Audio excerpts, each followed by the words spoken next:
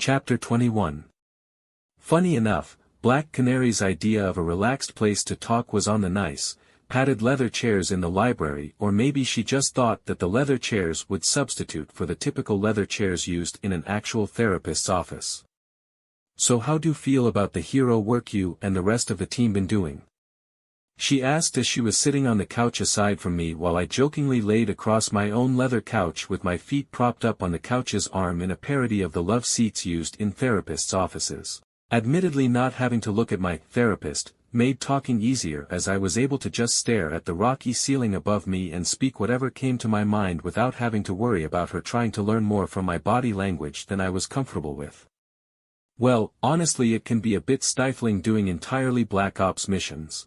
I mean, not that I don't understand their necessity both in accomplishing the mission itself and the need for discretion, as the missions are entangled with sensitive issues like the people involved or the mission itself taking place in a country that isn't all too keen on the League poking around.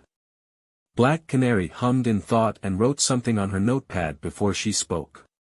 "And the violence of being a hero? Is that giving you any issues? Bad dreams maybe?" I firmly shook my head and took a moment where she allowed me to gather my thoughts before I spoke. "No, I have survived more violence than most if not all of the League's heroes at this point. I didn't become a vasto lord in hell by hiding and being subservient to the demons within that blasted hellscape. Sure, the League has dealt with a couple of alien invasions at this point, but those were few and far between. Not to mention those invaders were very much a sentient army, and when they saw their capital ship get cut in half by some dude flying out in the vacuum of space, they brightly decided that such a world was far too much trouble than it was worth and would leave. Hell was a terrible place, to put it most bluntly. I was lucky to be thrown into a new hell plane without well-established demon lords that could warp reality with their mere presence. No, I was thrown into a still-forming cold hellscape filled with endless dregs of slavering mindless demons that hadn't had the time to develop sentience and only had the sin of wrath to propel themselves further.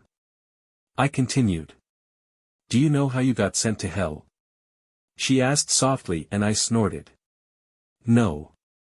I wasn't some outrageous sinner in my other life before I was made into what I am. Sure, I had some interesting fetishes, but I never acted upon them, nor had I harmed anyone, so I certainly did nothing to deserve being chucked into hell." "Well, it's good, you aren't holding on to some kind of guilt then."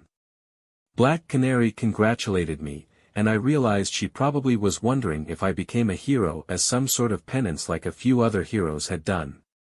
Then she asked me another question. "Do you have any particular goals or a hobby to work on?"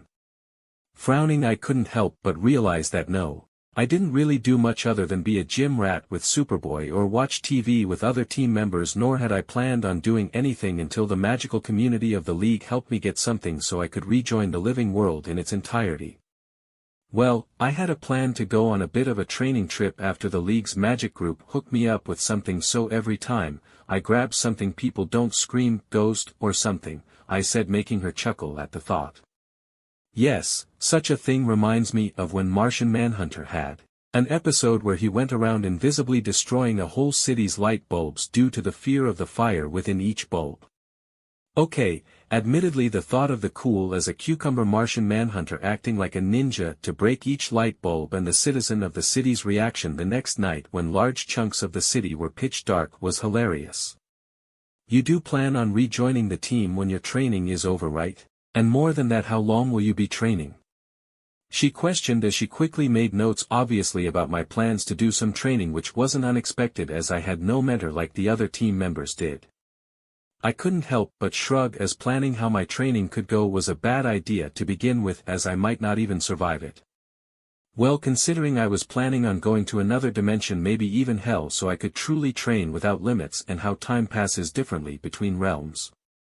I cannot say when I could be back. I could spend a couple decades in hell and less than a few days would pass here on Earth after all. Hearing my words, Black Canary sighed and wrote more on her notepad before she spoke softly. "What's the time dilation between hell and Earth?" I chuckled and shook my head as I responded. "Yeah, it's about 1 minute here on Earth to each day in hell." "Of course. Keeping track of the days in hell is impossible, as at least the part 1 was in only had a sliver of light on the horizon that never changed, to show how no matter how long you waited in hell the sun would never rise on your situation. Black Canary dryly responded. Yes, I am quite sure that's good for your morale. Why go to hell for high-intensity training? Do you believe the League doesn't have such facilities, or do you have another reason? Hearing her question, I knew I couldn't just say, oh yeah, I want to go to hell and devour the nascent evil beastly souls of monsters I slayed. So, I simply answered with a partial truth. The time dilation effect is a big part, as even if I am gone for a couple hours, I would have months to train in some secluded part of hell or another dimension. Honestly, I may just skip going to hell and instead go to the Fey realms, as I had images of it in my head from the comics that I instinctively felt my Garganta could connect to. And in such a realm I could instead just get my own enchanted stuff, and frankly, there is plenty of scum of the world things that the League wouldn't bat an eye at me ripping their head off if they even learn of my actions. Like the Baba Yaga that regularly jumps out of the Fey realms to kidnap children that decide to go off the path in a forest, and the fate of those children. Yeah, even Batman would snap that monster's neck without a second thought. I see. She muttered, trailing off as she finished writing some notes, and then she slapped the notebook closed after she checked a small wristwatch that blended into her gloves. Well, I am out of time for now, Jake. If you need to talk, I will happily make some time. And most importantly, before you leave this dimension or even this planet, please let the League know. I nodded, honestly glad for her care in wanting to watch out for me. Not a problem at all. Alright, I am heading out. Have a nice day, Jake. Black Canary said as she strode from the library, and I couldn't help but realize how nice and supportive the lady was. That I hated to see her leave, but I certainly loved her to go in those stockings.